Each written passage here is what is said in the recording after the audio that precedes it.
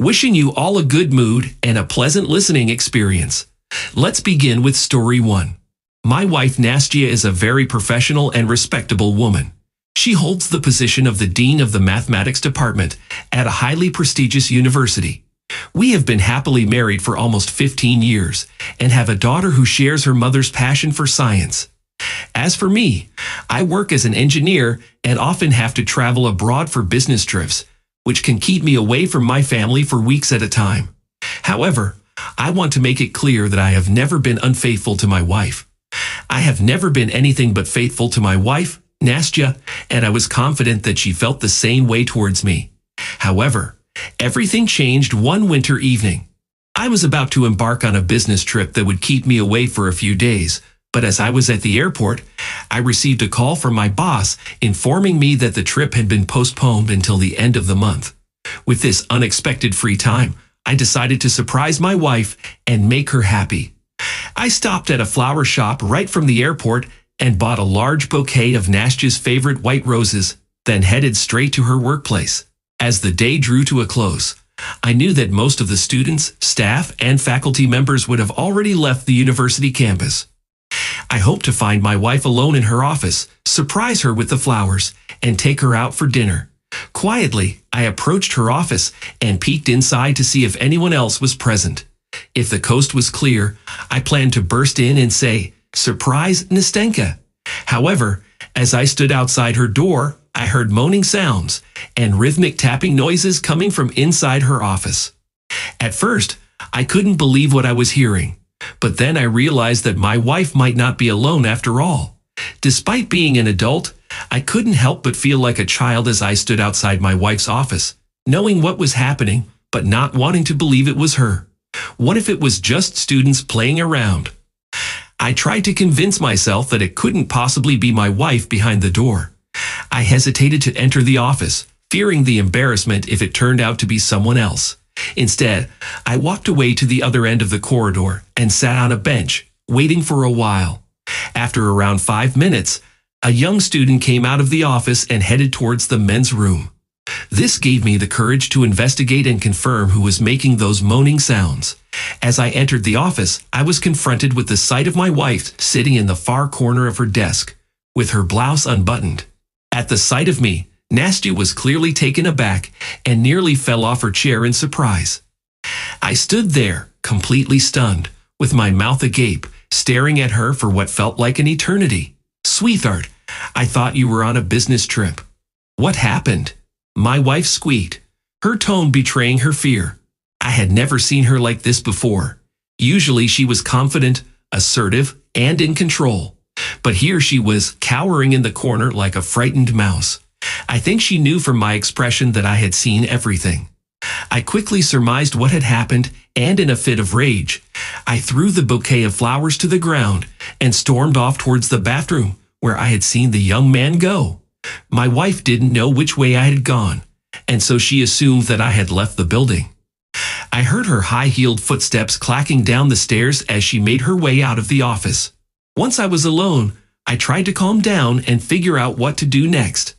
I knew I couldn't let my anger get the best of me, even though I was itching to throw a punch. I decided to at least confront the guy and have a conversation with him. I shouted out, "Get out!" And a few seconds later, the young man emerged from the last stall.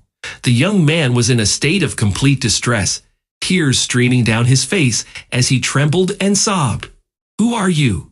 he asked, his voice shaking as he wiped his tears with toilet paper. In that moment, my anger subsided and I felt a sense of calm wash over me. I calmly explained that I had heard strange noises coming from the office and had come to investigate. It was clear that the young man was extremely upset, and he remained silent for a long time. I assured him that I wouldn't tell anyone what I had seen, and that I was there to listen to him as a friend. Eventually, the young man confessed everything to me. He revealed that he had almost been expelled from the university because Nastya, or Anastasia Viktorovna, as he referred to her, had failed him 3 times in a row on his math exams, despite him knowing the material well. I advised my roommate that he was facing the same problem in our class last year, and there was only one solution. He had to sleep with our instructor, Anastasia Viktorovna, in order to pass the exam and calm her down. I myself had to do it to avoid being expelled from the dormitory and sent back to my hometown, even though I have a girlfriend in the city whom I love deeply. Now, I'm struggling to face my girlfriend after what I did. My roommate suggested that I should just forget about it, but I know I will never be able to. The man attempted to say something else, but he suddenly vomited onto the bathroom floor. I did my best not to let my mind go to the possibility that it was related to my wife. Instead, I focused on calming him down and explaining that it wasn't his fault, that he had been manipulated and left with no other options. Eventually, he regained some composure and we parted ways. Upon returning home, I found my wife pacing nervously in our bedroom.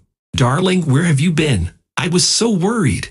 I searched everywhere and called, thinking something had happened. You disappeared so suddenly from my office. Is everything okay? I asked you, but you replied that you were fine, even though I knew that you would never be the same again. I had found out everything. I spoke with your student and he revealed all the details to me. I kept my promise and reported your misconduct to the university's rector. I also informed the higher-ups about the unfair grading criteria you had been using. I made sure to ask that this information not be shared with the students and that all necessary actions be taken. As a result, Nastya was fired, as reported in the article. She will never be able to find a good job, and she will never see my daughter again. I cannot allow such a monster to have a role in raising my child. It's still hard for me to believe that I lived with a woman capable of such heinous acts, I thought to myself. In another story, my mother and friends were disappointed when I left Flucia. He was a faithful man who didn't drink and was always at home. Where will you find someone like him now? They asked. I met Lesha when we were both in our 20s, and I made it clear from the beginning that I was only interested in a serious relationship. Lesha completely agreed with me, and after just a month of getting to know each other, we decided to move in together. We settled into my grandmother's apartment in the city center, which she had left to me while we were still in college. We had grand plans for our future, hoping to get jobs in our fields after graduation, get married, renovate our apartment, go on vacation, and eventually have children. However, life had other plans for us. While I was able to secure a job in my field soon after graduation, Lesha struggled to find work for over a year. But that can happen to anyone.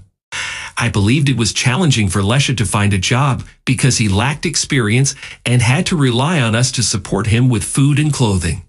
However, one day, an acquaintance introduced him to his uncle's company, and things began to look up for us. Despite this improvement, I still hoped that Lesha would propose to me.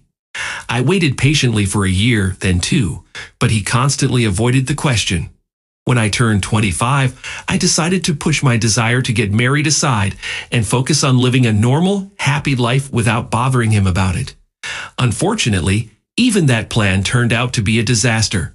Instead of enjoying activities like traveling, going to the movies or the theater, having shish kebab trips with friends, or even simple walks in the park, we would just sit at home because Lesha was always too tired and just wanted to lie in front of the TV. And as for household chores, all cooking, laundry, and cleaning fell on me while he worked. It was a cycle of work, home cleaning, and more work. Despite all of this, I stayed with Lesha for another 5 years. A couple of months ago, we celebrated our 10-year anniversary, and to my surprise, Lesha invited me to a restaurant.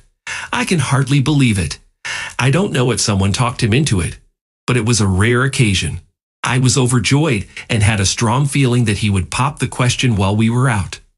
As we finished our meal, the waiter brought us some desserts, and Lyosha began to speak. "Honey, there's something I wanted to ask you," he said. Lost in my thoughts, I smiled and tears welled up in my eyes. But Lyosha paused and asked, "Why are you crying? Did you think I was going to propose?" He burst into laughter. "Actually, I was wondering if you could cover the bill, because I want to buy myself a new gaming console with my paycheck." I angrily tossed the money for our dinner at him and ran out of the restaurant in tears.